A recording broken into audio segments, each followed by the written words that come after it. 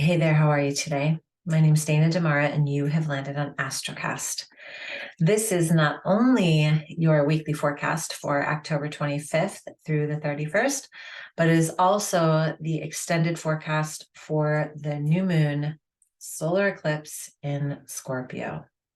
So I have a lot to share with you today. First thing I want to share is the theme. And the reason why I want to share the theme first is so that you can kind of weave together all of these astrological insights I'm going to share with you and why I pulled this theme. Now, I'm still having a hard time with the one word theme. Okay, I'll just be honest. So, what I want you to feel into this week with all this energy, and I'm going to go deep into it in a sec, is allowing yourself to let go and purge what is no longer necessary. Scorpio.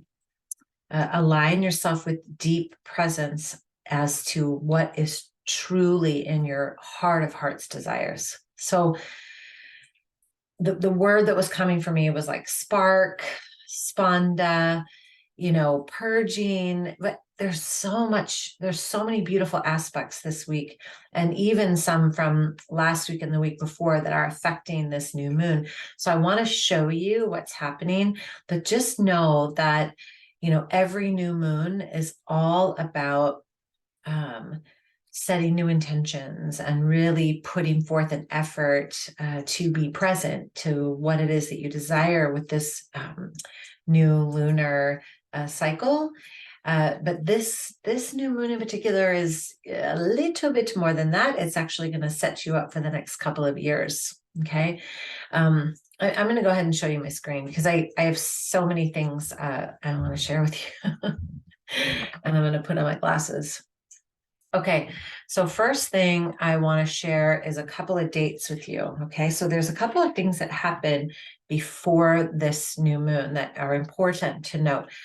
On October 8th, Pluto turned direct. Now, Pluto is the planet of transformation, and it's the planet of, understanding our truth and what really is important to us. And it was in retrograde for a while, and it turned direct on the 8th. So it's about releasing control. Okay, let me just show you where sweet little Pluto is here in Capricorn, sitting there in my rising sign. Wish it would hurry up and get into Aquarius already. But it's not. It's going to stay there for a little while longer.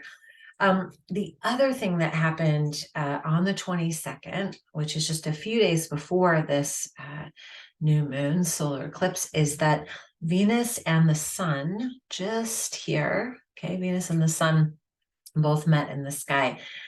I shared this at Instagram, if you're an Instagram person, but when Venus and the sun meet each other, they do this, every couple of years, and they create this beautiful symbol called the Venus pentagram in the sky. And it's just absolutely gorgeous. This is really about infinite love and deep connection and really allowing yourself to feel a sense of compassion and unity in life. So with Venus sitting with the new moon, it really is giving us a softening of the energy around this new moon.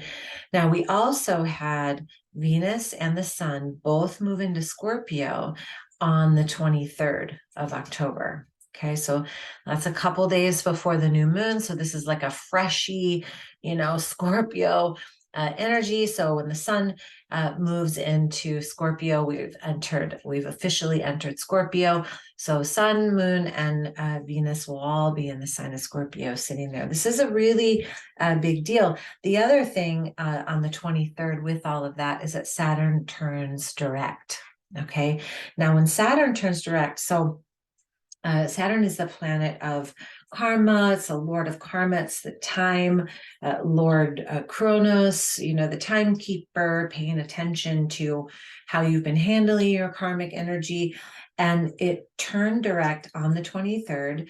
And Saturn is just here, okay, in the sign of Aquarius, right? So, Saturn is direct. When Saturn goes direct, we're actually able to see what we've learned. Hopefully, if we've been paying attention, we can see what we've learned during this reflective period of while Saturn was in direct. Remember, at one point, not too long ago, there were about 7 planets in retrograde at one time. Okay, so if you just reflect for a moment over the last, say, 6 months and ask yourself, maybe even 3 months, what were some of my major lessons that I have been learning here? And that's really the period that we're moving out of. Okay. So this energy that we're talking about with the new moon, again, when we talk about the new moon, we talk about new beginnings, we talk about setting intentions for a lunar cycle. Because this new moon is conjunct Venus, it is really filled with love and compassion and grace, and you're going to put some energy on what you value and what's important to you, and your financial flow, creativity, all these things that have to do with Venus. Now, the other thing that's going on is Jupiter. So Jupiter right over here, right? So Jupiter is making a quincunx to this new moon. So it's making a quincunx, and that's a very positive aspect to the sun, to the moon, and to Venus. Okay. And Jupiter expands everything. So Jupiter is filled with wisdom and knowledge and education, and Jupiter rules abundance. And right now, in this moment in time, Jupiter is also closer to the Earth as it has been in the last 50, 60 years. So we're really looking at expansion, right? So expanding our perspective, expanding our financial flow, expanding our circles. There's also a shadow side to Jupiter, and this is important to note. The shadow side to Jupiter is about overdoing and overindulging, maybe saying yes to too many things, right? So my invitation to you is this is where that idea of presence comes in, right? So instead of being all excited and saying yes to everything, ground in, ask yourself, gosh, is this part of, the tail end of Saturn going direct? Is this a lesson for me? Am I meant to do this thing, be in this relationship, make this choice? How does this align with my values? Just go super slow. This new moon, I've had several friends reach out to me and say, hey, do you want to get together on the new moon? And no, I don't. This new moon, I want to be just chilling on my own, getting really super clear about what's next, because this new moon is setting us up for the next 2 years. Okay, I'm going to share my screen again. So new moons are really focused on what's upcoming, right? So it is a time to go inward. It's a time to check in with yourself. It's a time to ask yourself what's next, right? And Scorpio is all about intensity and finding the root of our truth, and being in this place of understanding our authentic nature and not being afraid to speak it, right? Scorpio goes to the depths. So we had all those things happen before the new moon. The new moon comes along on the 25th of October at 3:49 a.m., right? And it's going to literally hit this reset button on maybe a path that isn't aligned with our highest divine desires. Maybe we've been hiding behind a mask. Maybe we've been saying yes when we haven't really wanted to say yes, but we've been saying yes anyways because we feel obligated. This sort of thing. Those sort of things are just going to go poof, done, gone, enough, right? So the biggest thing we can do right now is align yourself with your presence, align yourself with your deepest desires, and align those thoughts, those words, and your actions, right? So you're not continually operating from a place of pleasing something or someone outside of yourself, right? And then remember Scorpio and Pluto, right? So Pluto right here just went direct. Scorpio and Pluto both want you to purge what is no longer necessary. And I'm telling you, if you're grasping onto something that is no longer necessary, an eclipse will go, bye, bye. So pay attention to the things that are happening in your life and what is no longer necessary. Get grounded in your practice. Stay true to your ritual. I went and bought myself, I know this sounds silly, but I don't care. I went and bought myself a brand new moon candle because this is like hitting the reset button. Now, something I want to say about this eclipse, okay? So eclipses always travel in packs. Well, actually, in twinsies. We will always have a solar eclipse and a lunar eclipse, or a lunar eclipse and a solar eclipse. It's just how it goes. Solar eclipse will always happen with the new moon, and a lunar eclipse will always happen with a full moon, okay? So this new moon solar eclipse in Scorpio is going to set the stage, right, for not only the next couple of years, but being detail oriented from then until that full moon lunar eclipse that comes up in Taurus on November 8th. Okay. So during this time, in almost smack dab in the middle, Mars is going to go retrograde. Okay. Now, when Mars goes retrograde, Mars is all about our instinct, our intuition, our warrior-esque type of being, our initiative, wanting to take an initiative to move forward. So some of the things that you're like, dun, dun, dun, dun, and I'm ready to go, and it's going to go, halt, hang on, wait, chill. I'm going to show you the screen here. Hold on. So when Mars goes retrograde, where's Mars? There we go. When Mars goes retrograde up here in Gemini, it might slow things down a little bit. Okay. And that's okay, because what this is going to do is just ask you to get a little bit more tuned into your intuition, a little bit more tuned in to your instinctual nature. Like, are you operating on reaction, or are you responding? That sort of thing. And remember that silence and stillness is where the presence is, right? So allowing yourself to feel into your heart, this energy, because of where Venus is, it is no lie. It's this heart ascending energy. If you give yourself some space, you will feel more love. You will feel more generous. You will feel more connected. You will feel more compassionate. You will feel empathetic. And with Saturn going direct and Pluto going direct, it's like this whoosh of clarity is going to come in, but still sit with it. Don't go rushing out and doing something just yet. Be in the space of clearing out the corners, clearing out the cobwebs, saying the sorries, whatever, right? Give yourself this space, because you really want to be in alignment, okay? Couple things I want to say about eclipses that are really important, right? Eclipses will inevitably bring change. It's inevitable. Now, if you have a sun or a moon or even a rising sign in either Scorpio or Taurus, you may or may not feel this a little bit more. Don't force it. Don't look for it. Just know that this is like truth, okay? The other thing is the eclipse is happening at the South Node. So the South Node is about the past. So this eclipse is asking you to let go of your emotional attachment to the past. Here, let me just say that again.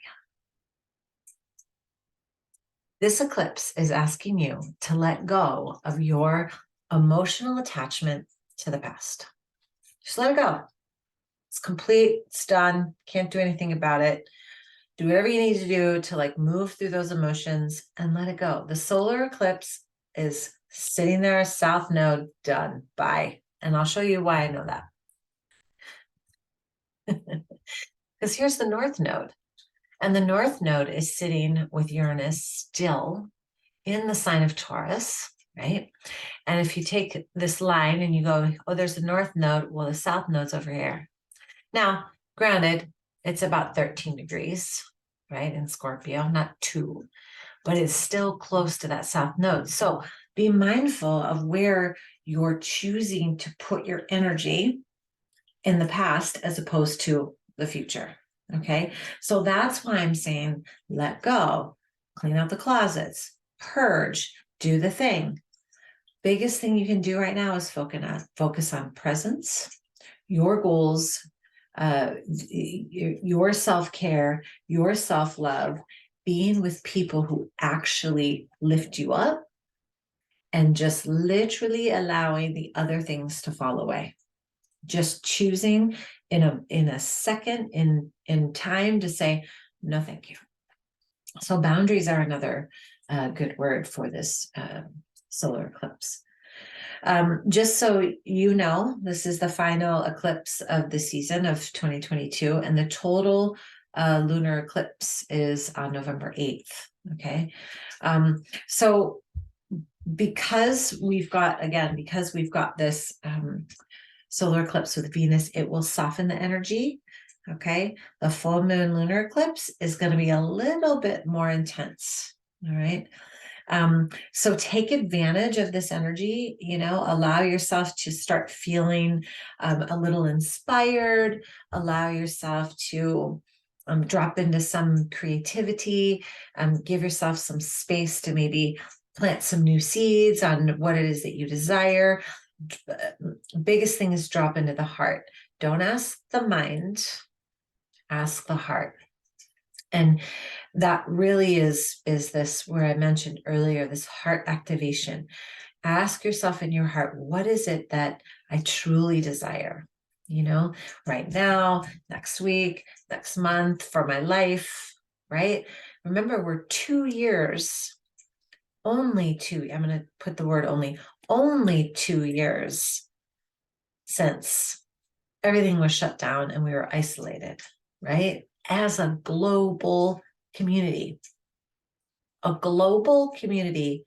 isolated, shut down, and we're just only a bit over 2 years.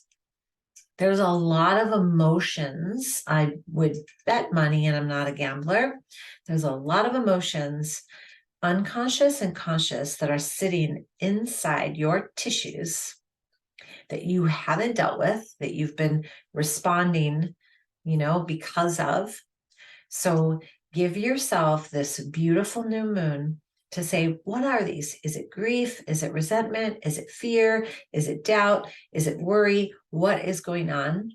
Sit with it, transmute it, alchemize it, do some breath work, and then just allow yourself to say, okay, that's it. I'm complete now.